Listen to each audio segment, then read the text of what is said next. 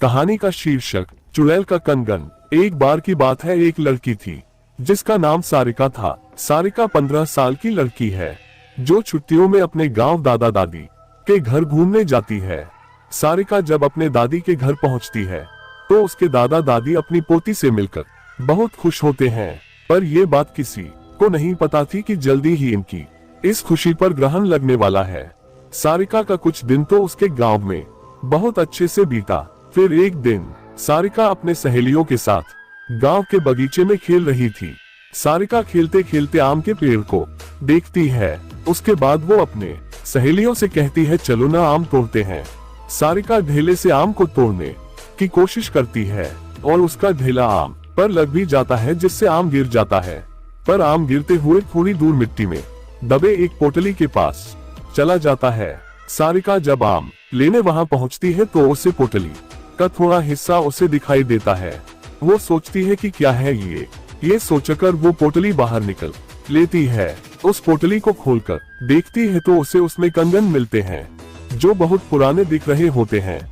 सारिका को तो पता भी नहीं था कि ये कंगन उसकी जिंदगी का सबसे भयानक हिस्सा बनने वाला है। वो कंगन उसे अपने ओर आकर्षित कर लेता है, जिसकी वजह से वो उस कंगन में अपने घर लेकर चली आती है। घर आकर वो ये सारी बातें अपनी दादी को बताती है और वो कंगन भी दिखाती है। फिर दादी ने जो कहा वो सुनकर सारिका डर से कांपने लगती है। दादी कहती है कि वो पोटली कोई आम पोटली नहीं थी, वो एक चुड़ैल की पोटली थी। तुमने ये कंगन उस पोटली से निकालकर उस चुड़ैल को गुस्सा दिला दिया है, वो तुम्हारे पास जरूर आएगी। सारिका डरते हुए दादी से बोलती है, मैं समझी नहीं दादी, वो क्यों और कैसे आएगी? दादी ने बोला, ऐसी ही पोटली में भटकती हुई आत्माओं को कैद करके जमीन में गाड़ा जाता है और तुमने उस पोटली को जमीन से निकाला है और उसका कंगन भी तुम लेकर आ गई हो।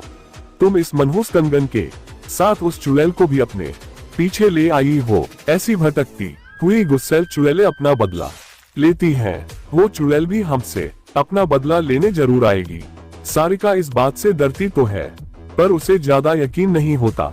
वो जाकर अपने कमरे में सो जाती है। उसी रात को करीब 1 बजे उसके कमरे की लाइट जलने बुझने लगती है। सारिका की नींद खुलती है तो देखती है लाइट नहीं है। वो अपने बिस्तर के बगल रखे टेबल पर पानी पीने के लिए मुड़ती है। तभी वो देखती है कि टेबल के पीछे कोने में कोई औरत बैठी है जिसकी आंखें एकदम लाल हैं और एकटक उसे ही देखी जा रही हैं। सारिका चिल्लाते हुए अपने दादी के पास जाती है, पर दादी के कमरे में दादी उसको नजर नहीं आती। वो बरामदे में जाती है तो दादी उसको जमीन पर गिरी मिलती है। सारिका अपने दादा को खोजने जाती है, पर उसके दादा उसे कहीं नजर नहीं आते। जब वो पूरे घर में अंधेरे में खुद को अकेला पाती है तो डर के मारे बेहोश हो जाती है। सुबह उसकी नींद खुलती है तो उसे अपने दादा दादी दिखते हैं। वो अपने दादी को सारी कहानी बीते रात की बताती है। दादी बोलती है, हम दोनों अपने कमरे में ही थे।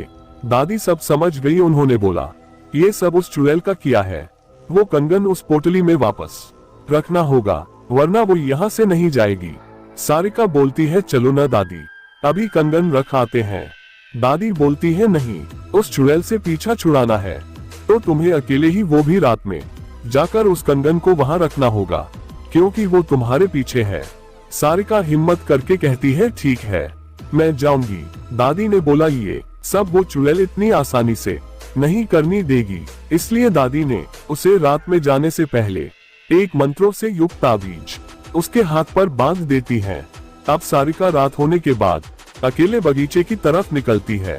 थोड़ी देर बाद उसे किसी के रोने की आवाज सुनाई देती है, पर दादी ने कहा था वो चुड़ैल तुम्हें अपनी तरह आकर्षित करेगी, तुम उसकी तरफ ध्यान मत देना, वरना वो तुझे अपने कब्जे में कर लेगी। एक बार उसने तुम्हें अपने कब्जे में कर लिए तो फिर कोई कुछ नहीं कर पाएगा, वो तुम्हें मार भी सकती है।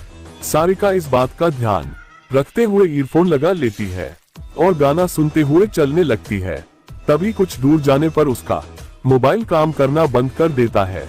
फिर भी वो चलती रहती है और उस पोटली के पास पहुंच जाती है। तभी उसे महसूस होता है कि पीछे कोई खड़ा है, पर दादी ने कहा था उसकी तरफ मत देखना, तो वो नहीं देखती है और डर की वजह से वो पसीने से लथपथ हो जाती है।